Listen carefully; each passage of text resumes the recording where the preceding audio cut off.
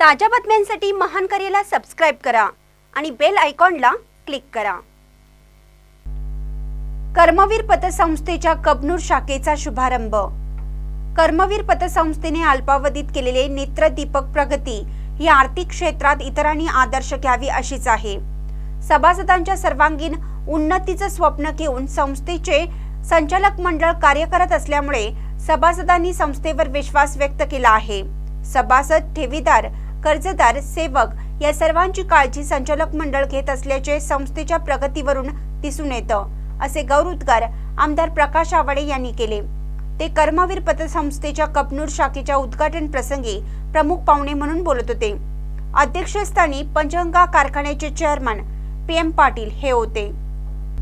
कबनूरमध्ये कर्मवीर पतसंस्थेच्या 61व्या शाखेचे उद्घाटन झाले।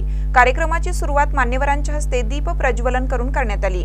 स्वागत व प्रास्ताविक संस्थेचे चेअरमन रावसाहेब पाटील यांनी केलं। यावेळी त्यांनी संस्थेची आर्थिक स्थिती, संस्थेची वाटचाल याविषयी सविस्तर माहिती दिली। यावेळी सुधाकरराव मनेरे, स्वाभिमानी शेतकरी संघटनेचे नेते जयकुमार कोले, बबन केटकाळे, कबनूर सरपंच शोभा पवार, रुईच्या सरपंच शकीला कोन्नुरे, चंदूरच्या सरपंच स्नेहल कांबळे, माजी नगरसेवक मनोज हिंगमिरे, सुजाता कोरे, शाखेचे नूतन सल्लागार रवींद्र केटकाळे, पारिसा भरमगोंडा, दीपक केटकाळे, कुमार मगदूम, जयकुमार काडाप्पा तसेच मुख्य कार्यकारी अधिकारी अनिल मगदूम, विभागीय अधिकारी अभिजित खोत, शाखा अधिकारी शुभम मगदूम आदी उपस्थित होते। महानकर न्यूजसाठी अजित लटके, कबनूर।